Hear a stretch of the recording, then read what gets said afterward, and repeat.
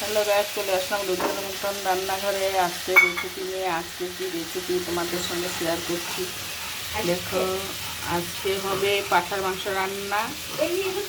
আলু কেটে রেখেছি, পেঁয়াজ কেটে নিয়েছি, রসুন ছুলেছি, আর এখানে গোটা রসুন দিব তাই রেডি করে রেখেছি। একটা টমেটো দিব, আর এখানে মাংস ধুয়ে বেছে পরিষ্কার করে রেখেছি। আর এখানে তোমার লঙ্কা, রসুন, আদা, পেঁয়াজ মিক্সচারে পেস্ট করে নেব,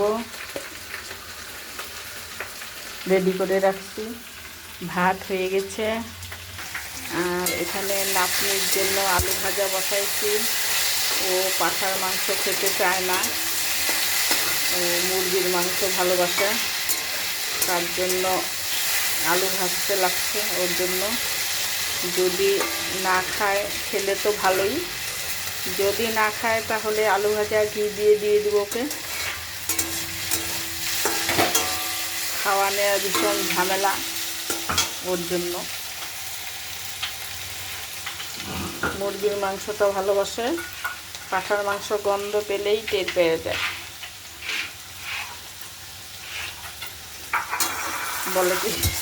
বলে এটা ছাগলের মাংস। চুপ করে যদি আমরা মিথ্যা কথা বলে দেই তাও বুঝে যায়, গন্ধ আছে না একটা। তার জন্য আলু ভাজে রাখছি, যদি না খায় তাহলে ঘি দিয়ে আলু ভাজা দিয়ে খেতে দেব।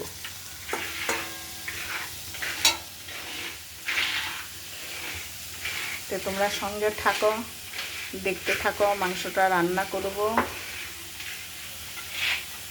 মশলা পেস্ট করে নিলাম, এখানে জিরাটা পাটায় বেটে নিলাম।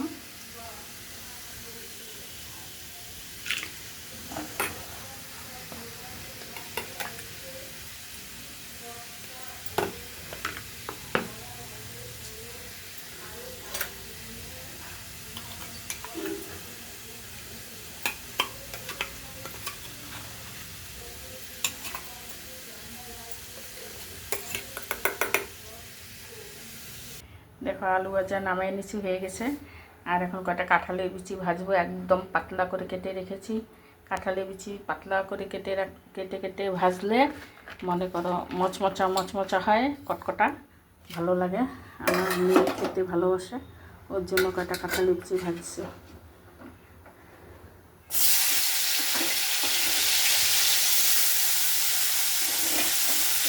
খাও না খাও জানি না, কিন্তু আমরা ভালোবাসি খেতে।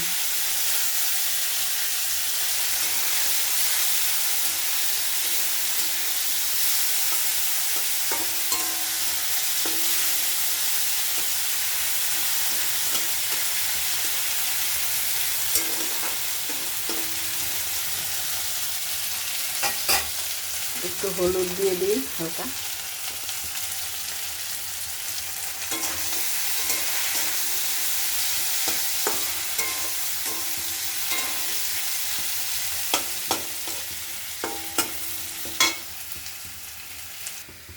মশলা পেস্ট করার এখানে একদম হলুদ দিয়ে দিলাম একবারে।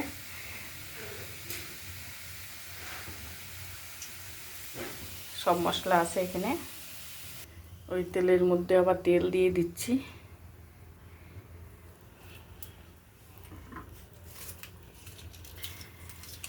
তেজপাতা দিয়ে দিচ্ছি।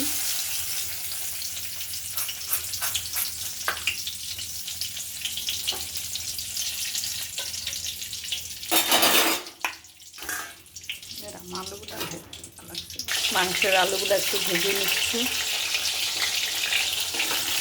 তেজপাতা দিয়ে দিচ্ছিলাম, উঠায় নিচ্ছি, ভুল হয়ে গেছিল।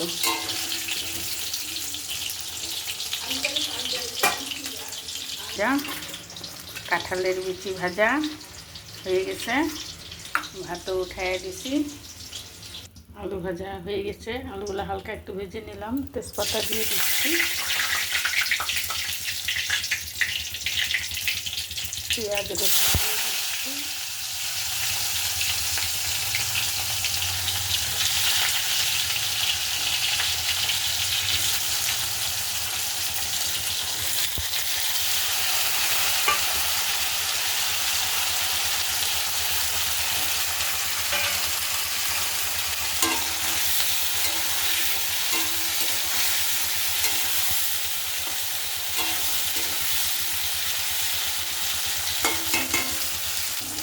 মশলাগুলো দিয়ে দিচ্ছি।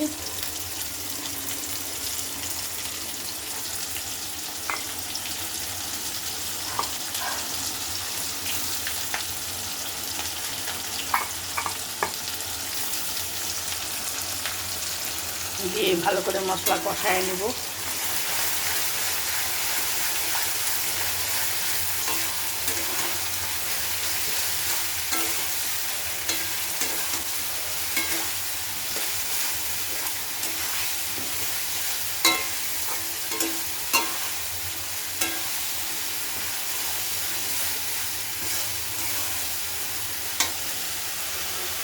পরিমাণ মতো লবণ দিয়ে দিই, মশলার মধ্যে আমি লবণ দিয়ে দিই।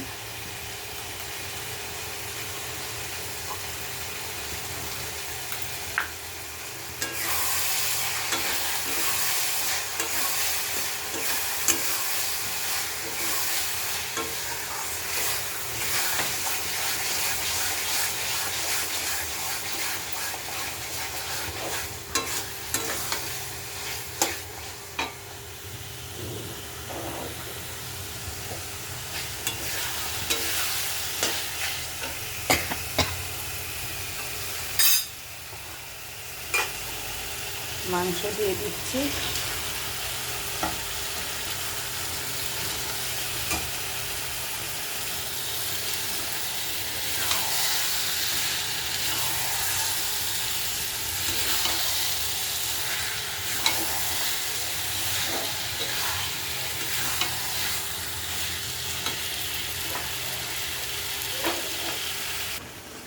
ঢাকা দিয়ে দিই।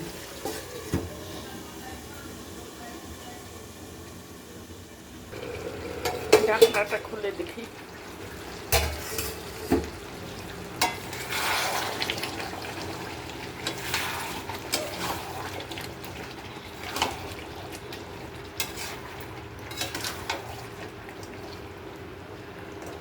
আলুগুলা দিয়ে দিই।